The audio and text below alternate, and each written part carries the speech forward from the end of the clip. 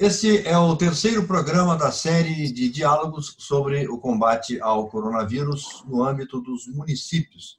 Nós estamos focando a experiência de 3 cidades paulistas que são comandadas por prefeitos do PSD. Hoje nós vamos tratar de Itupeva, entrevistando a secretária da Saúde, Luciane Alves da Cunha. Ela é especialista em gestão hospitalar, com experiência em consultoria e auditoria em gestão de saúde e implantação de projetos na área. Secretária Luciane, seja bem-vindo ao nosso diálogo no Espaço Democrático. Muito obrigada.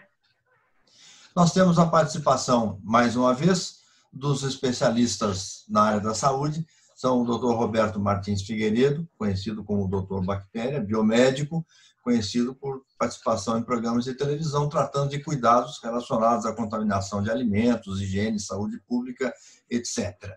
Temos conosco, mais uma vez, o Januário Montoni, ex-secretário municipal de saúde de São Paulo, ex-diretor presidente da Agência Nacional de Saúde Suplementar, a ANSS, consultor em saúde, uma pessoa com vasta experiência em consultoria na área da saúde. O doutor Antônio Roberto Batista, que é médico pela Escola Paulista de Medicina, graduado em Saúde Pública pela USP, especialista em Medicina do Trabalho e autor do livro Desafios Sociais da Medicina Atual. Sejam muito bem-vindos, nossos 3 especialistas.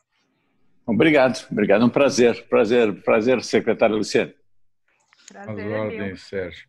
Secretário, eu queria para iniciar um rápido quadro a respeito da situação nesse momento aí na cidade de Itupeva. Aliás, alguns dados sobre Itupeva, porque esse programa é nacional, portanto as pessoas não conhecem. E a situação dos hospitais, infectados e tal, com alguns números sobre a situação atual. Por favor. Perfeito. Bom, Itupeva é um município que está localizado dentro do aglomerado urbano de Jundiaí, que é composto por 7 municípios. Hoje, o boletim atual saiu fresquinho do forno. Nós estamos com 7.959 notificações. 5.839 foram descartadas. 2.117 casos confirmados, 2.059 casos recuperados e 45 óbitos. A situação dos hospitais? Hoje o hospital está trabalhando na enfermaria com uma taxa de ocupação de 50% e na UTI ele está com uma taxa de ocupação de 40% a 50%, está variando nesse percentual. Tá certo, perfeito. Nós estamos entrando, mais uma vez, numa fase vermelha, segundo por determinação do governo do Estado. E há um recrudescimento enorme aí acontecendo e uma situação que pode ficar pior. Doutor Bactéria, eu gostaria que o senhor fizesse um comentário, uma observação e uma pergunta para a secretária a respeito dos riscos do que vem por aí. Bom, prazer, tá, Luciane? Prazer realmente. Prazer é meu. E, bom, o que a gente tem observado, né, e nós até comentamos com os outros secretários, é que em fevereiro, março, tudo era duvidoso, né? Ninguém sabia de nada, ninguém sabia como era o vírus, e então aquela história que as pessoas até, entre aspas, né? A pessoa não vai no cemitério porque desconhece a morte, desconhece o que tem do outro lado, aquele negócio todo, então tem medo de fantasma, entre aspas, né? Então as pessoas, pelo medo desconhecido, as pessoas ficaram apavoradas, então teve até problemas até psicológicos em relação às pessoas que sentiam falta de ar, sentiam uma série de coisas, achavam que estavam com a doença, então não deixavam, ficavam presos dentro de casa, se trancavam dentro de casa.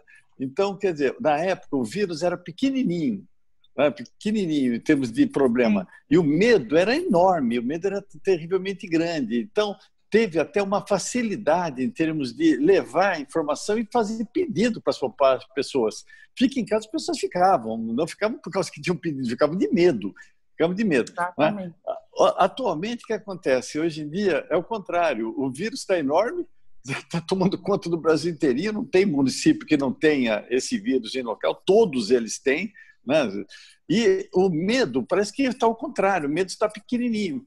que as pessoas parecem assim, poxa, já aprendemos a conviver com o vírus, mas não aprenderam, não tem como conviver com um vírus desse daqui, não tem vacinação, não tem tratamento, não tem nada ainda, né?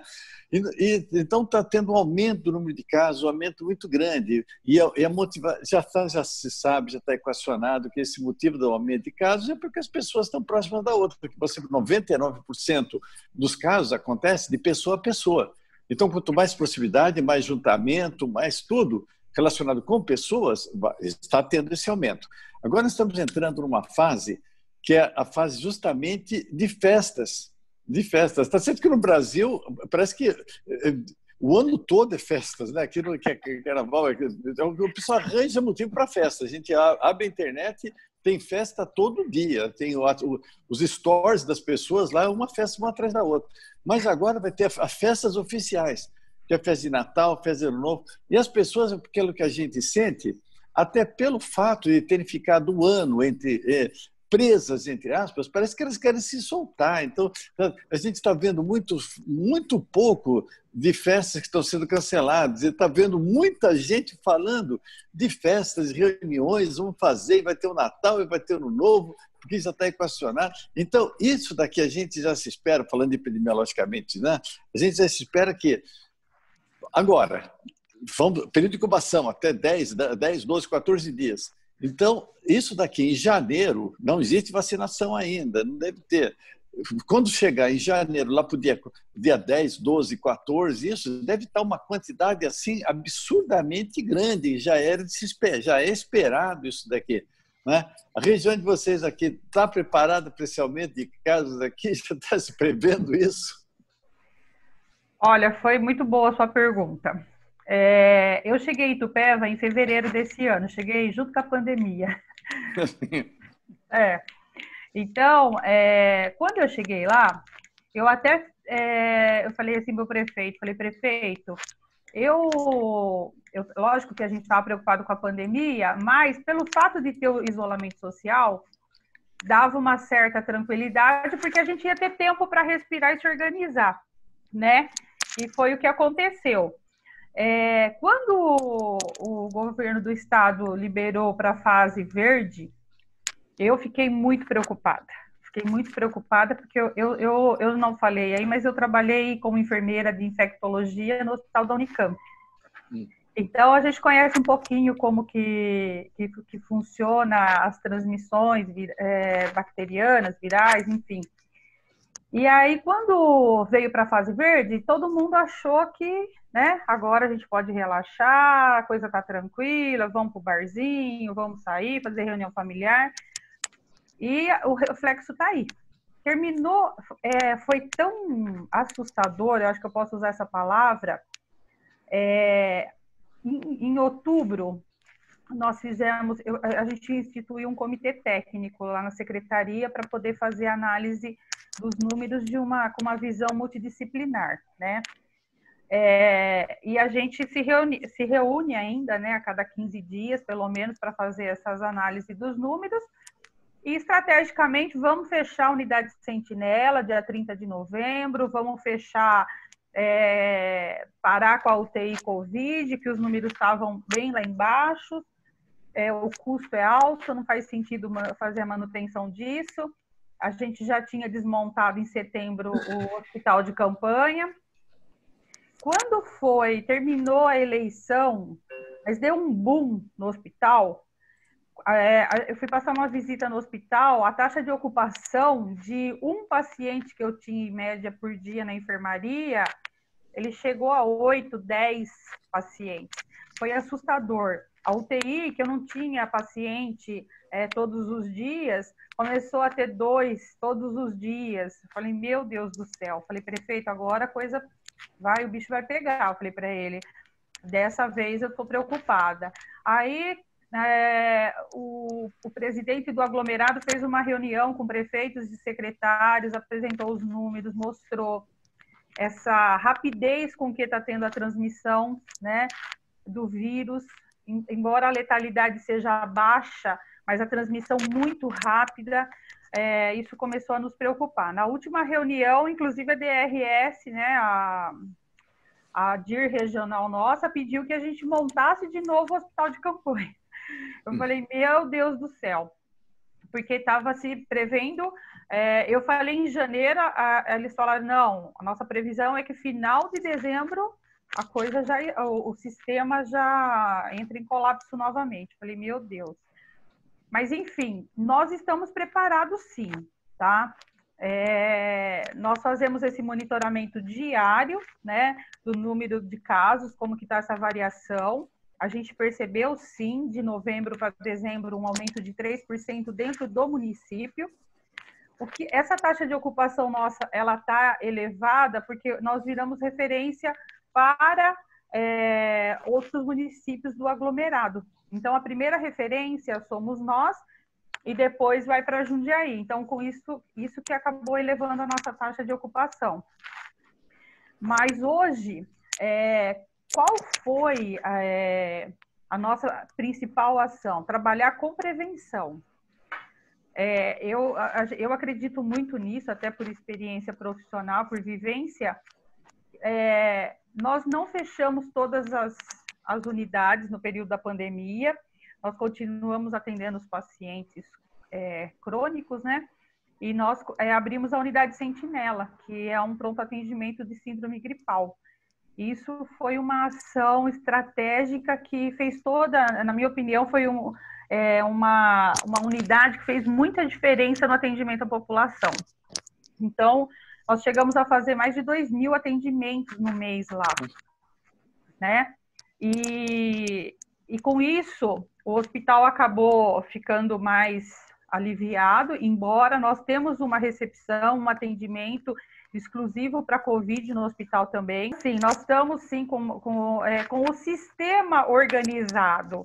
E além do sistema organizado, nós estamos trabalhando em parceria com os outros municípios da região. Nós estamos como referência, mas nós estamos trabalhando com os outros municípios para que eles também se organizem para não haver esse colapso do sistema e que a gente possa dar o suporte para aquele paciente mais grave, né, que realmente necessita de oxigenoterapia, que é extremamente importante. Nós implantamos uma tomografia no hospital, para poder também ter agilidade no processo de diagnóstico. Nós fizemos capacitação para os médicos, tanto para a unidade Sentinela quanto para atendimento no hospital. Porque é o que você falou, quando começou, existiu uma dúvida geral. Ninguém sabia o que fazer, como conduzir. E aí nós fomos discutindo, pegando as referências e fomos construindo o nosso modelo. Então, com essa capacitação, com a experiência de médicos de Jundiaí, que foi compartilhado com a gente conseguiu construir um protocolo de atendimento para esses pacientes. E que tem trazido resultado, porque hoje a gente tem cerca de 97% de cura. Dos casos que a gente tem como confirmado, a gente tem 97% de casos recuperados. Então, isso é bastante importante e é um dado significativo para nós no município. Fantástico. Januário? Obrigado. Muito bom. Eu acho realmente a ideia da unidade Sentinela faz muita diferença nessa articulação. Agora, a dor e a delícia, né, do gestor de saúde é ter que olhar o presente e o futuro simultaneamente, né? Resolver óbvio que você já está olhando para o futuro imediato, com o crescimento, né, como bem disse aqui o doutor Bactéria, é inevitável. Ele vem porque é uma onda que não e a gente tem que preparar de novo o setor de saúde. Mas eu queria lhe colocar duas questões de futuro mais próximo também, mas não de janeiro. Uma é a vacinação. Como é que vocês estão? Embora haja uma série de indefinições, já se sabe que teremos uma vacinação. Então, se vocês estão, né, preparados e como é que você sente a reação da população. E a outra, você tem um alto índice de recuperados, mas a literatura atual tem indicado, é uma área que a gente ainda tem um desconhecimento muito grande, né? Mas há indicativos de 30%, 35% de algum tipo de sequela nos recuperados. Você tem fôlego para algum projeto de monitoramento desses recuperados, principalmente dos recuperados com comorbidades, para ter uma antecipação no agravamento possível de caso deles? Ou você e a região estão esgotados já, secretário? Não, em relação à vacinação, nós vamos seguir as diretrizes do Estado, né? Então, em relação a isso, eu não vejo que a gente vai ter grandes dificuldades, até porque existe uma ansiedade pela vacina, né? As pessoas acreditam que com isso vão voltar a vida ao normal, né? E, na verdade, é o novo normal que a gente vai ter que aprender a conviver com ele. Então, eu não particularmente não vejo problema em relação à vacinação. Vai ser, para nós, vai ser mais uma vacina que vai entrar no calendário e nós vamos aí cuidar das pessoas.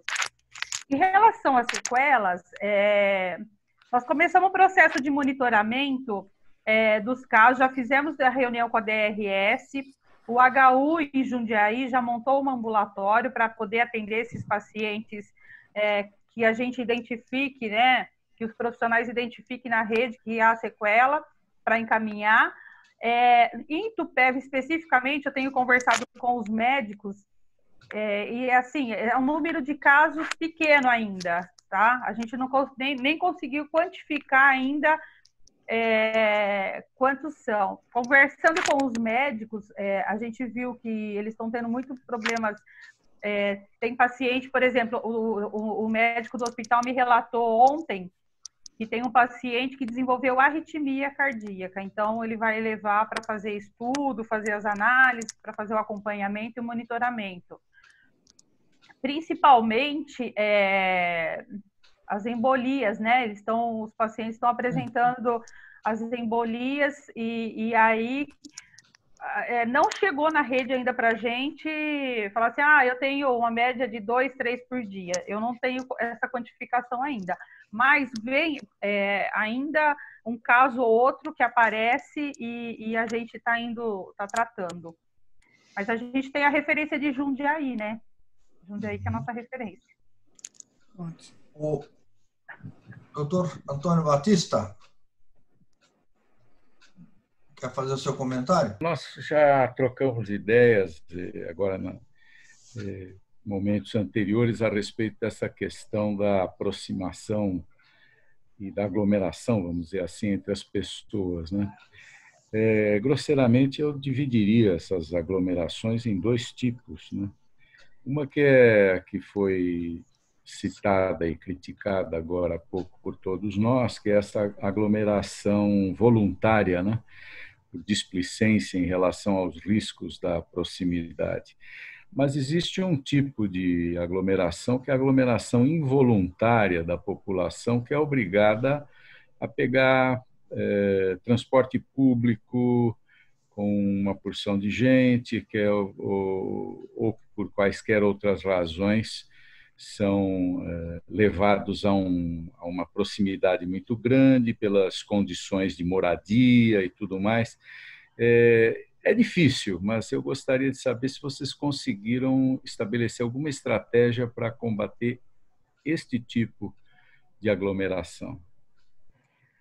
Então, no período em que a gente estava na fase vermelha, amarela, laranja, né, que havia essa restrição mais firme da questão do transporte, foi adotado medidas sanitárias, higienização do veículo, do transporte, e a gente sempre enfatizou, nós sempre trabalhamos muito com a questão da educação, da orientação, da abordagem educativa, de orientação do uso da máscara, do uso do álcool em gel, né, de procurar evitar os cumprimentos pessoais. Então, a gente sempre enfatizou isso.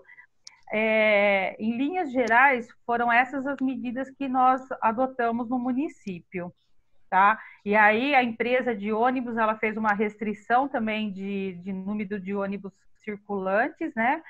E com isso a gente entende que conseguiu controlar. Tem uma medida que a gente adotou no município, que até hoje ela é mantida, que é a higienização no município, que é a água e o cloro, que é feita de madrugada. E aí, comprando produto, quando fui fazer uma compra de produto há uns 3, 4 meses atrás, o fornecedor até falou que o único município que fazia, que ele tinha feito contato, que fazia esse tipo de ação diariamente era o nosso. E nós atribuímos que essa manutenção da limpeza da cidade, com o cloro, em alguns pontos específicos dentro da cidade, a gente também entendeu que isso contribuiu, na verdade, são vários fatores que contribuem para que você consiga ter não é um controle a palavra certa, mas tentar minimizar essa transmissão aí do vírus. Seria a minimização de risco, né? Agora, a restrição do número de veículos não aumenta a concentração dos usuários? Então, a gente não observou isso. Não, no município nós não observamos esse aumento de concentração. Secretária, sobre essa questão do uso do cloro, eu queria ouvir o doutor Bactéria, que esse é o campo dele, né? Sim. Bom, a parte de desinfecção, voltada assim para coronavírus, você sabe que os desinfetantes que foram escolhidos contra o coronavírus foram basicamente 3 princípios, né? Inicialmente, em março, que foi o cloro, o peróxido de hidrogênio, né? Que é água oxigenada, né? E o álcool. Né? Eles chegam a eliminar o vírus praticamente em 1 minuto. Depois foi incorporado o quaternário de amônia, depois o glutaraldeído, quer dizer, outros desinfetantes mais a nível de hospitais, né? E o quaternário de amônia a nível de desinfetante doméstico também ele foi incorporado para isso. Então, o que dá para se perceber é que o vírus, o coronavírus em si, ele não é um vírus muito drástico em termos, ele morre. Nós vamos comparar com qualquer outro micro-organismo, né, com micobactéria tuberculose, com outros esporulados, uma coisa, que são altamente... Nossa, ele é bobinho, ele morre por qualquer coisa. Você dá acho que um grito assim, ele acaba morrendo. Até a nível de tempo, de duração, né, já ouviu falar muito de duração. Outro dia saiu um trabalho dizendo que o coronavírus consegue sobreviver por 28 dias no celular. Quer dizer, esse trabalho foi uma loucura, né? Primeiro que esse daqui, até em termos práticos, sem ser técnico, se esse vírus ele continuasse, não vamos falar nem vivo, porque ele não é vivo, ele é ativo ou inativo, não tem célula, não é vivo. E se ele realmente permanecesse, 30 dias, 1 mês, nos objetos, não teria uma pessoa do mundo que não estaria doente. Mas imagina todo mundo doente, encostando a mão em qualquer lugar, aquilo dura 30 dias. Então, a durabilidade dele realmente é muito pequena. É muito pequena. Só que a morbidade dele é muito grande, que ele consegue passar. Então, o efeito aí que se fala, de 99,9%, a meu modo de ver, de literatura, é que a transmissão se dá de pessoa a pessoa. De pessoa a pessoa. Tá?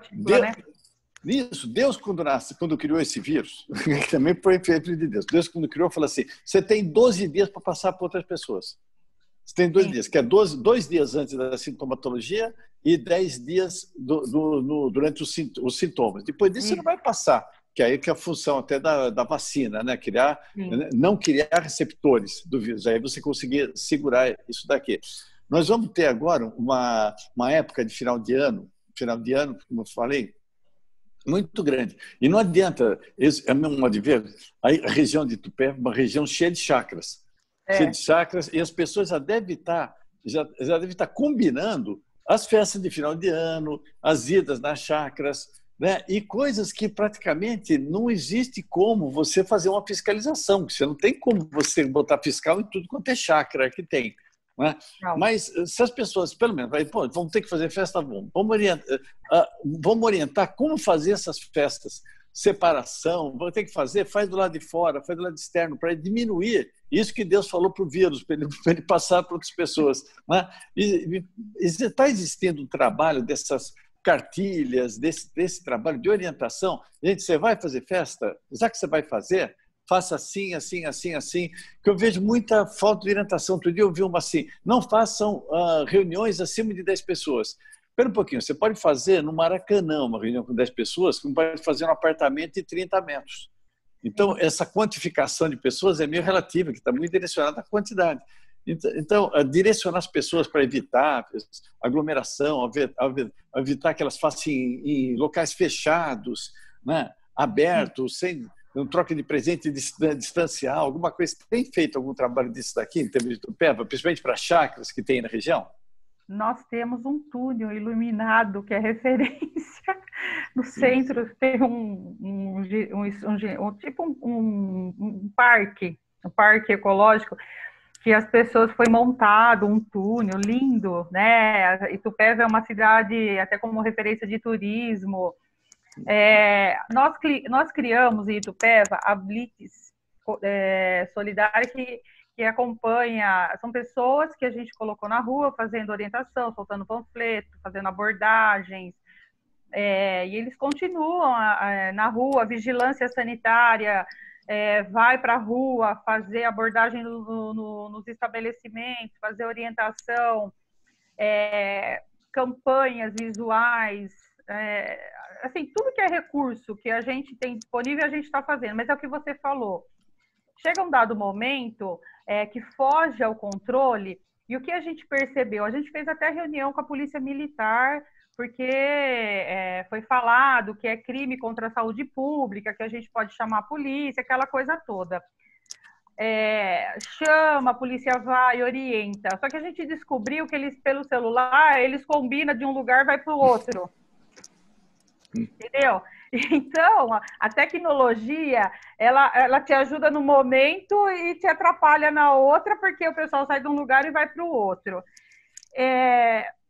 Até por experiência, né, doutor, que a gente trabalha nessa área há bastante tempo, as pessoas precisam tomar consciência primeiro da higienização pessoal, depois do ambiente que elas vivem, depois do ambiente que elas compartilham com outras pessoas, né? E é um negócio complicado você desenvolver essa consciência nas pessoas. Mas o componente emocional, psíquico, ele é muito forte.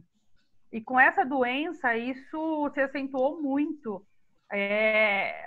Falando ainda das sequelas, a gente viu que a sequela psicológica, a sequela psiquiátrica, né, psíquica, ela também está acontecendo muito forte. A síndrome do pânico. Então, as pessoas, elas não respeitam. Você pode... A hora que acontece dentro da família dela, acontece com ela, que ela vai se sensibilizar. Senão, ela não se sensibiliza. E é muito difícil fazer esse controle. É muito difícil. Isso foi muito discutido com os prefeitos, com os secretários, mas é uma situação bem difícil de se controlar. Não, a questão da saúde mental que a secretária colocou é fundamental e até tem sido um dos motivos, né, Luciana, do crescimento de atendimento por telemedicina, né? É uma área... A telemedicina é um dos legados positivos da pandemia, né? Exatamente. Se sobra alguma coisa. E nessa área de atendimento, né, de saúde mental, cresceu muito, inclusive para funcionários públicos, né, para o pessoal especificamente da saúde, vários programas nessa área, não sei se vocês desenvolveram, mas hoje está crescendo muito a disponibilização de atendimento, né, de psicanálise e até de psiquiatria por telemedicina, exatamente porque é a sequela primeira, aí não só de quem foi contaminado, né, secretária? Sim. Essa sequela é uma sequela da sociedade, não é só de quem foi contaminado pela Covid. Quando começou a pandemia, nós criamos os chats, o atendimento na ouvidoria para fazer orientação, o atendimento celular. E agora, no monitoramento pós-Covid, nós estamos adquirindo um aplicativo para fazer um monitoramento e rastreabilidade do Covid.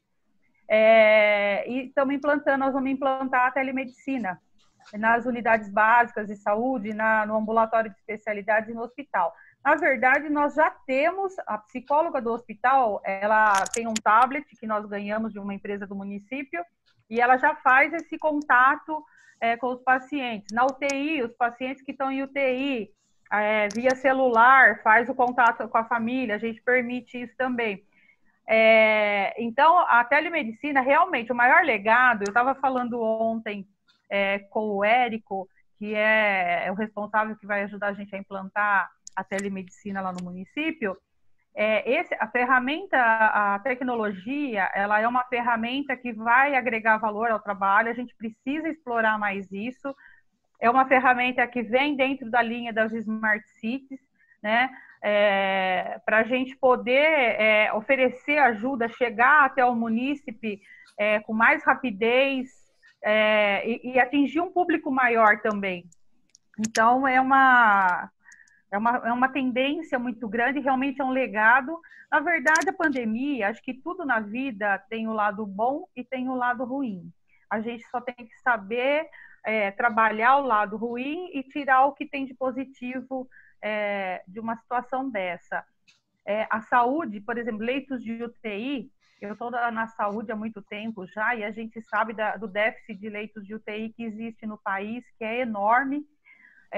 Leitos de UTI neonatal, leitos de UTI adulto, enfim, é uma coisa que eu sempre trabalhei em hospital escola, né? Sempre trabalhei na PUC Campinas, trabalhei na Unicamp, e a gente sempre vivenciou essas dificuldades.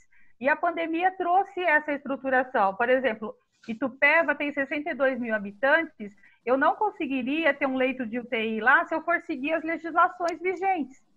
Só que agora eu estou com 9 leitos de UTI, vai ser habilitado, renovada a habilitação, e vou poder ficar com esses leitos lá. Então, quer dizer, eu posso melhorar a qualidade do atendimento para o município de Itupeva. A tecnologia ao nosso favor é algo que nós vamos ter que desenvolver. Eu lembro quando a gente começou a implantar prontuário eletrônico, né, que os médicos mais antigos não sabiam mexer, e hoje mexem, lidam com a tecnologia de uma maneira tranquila.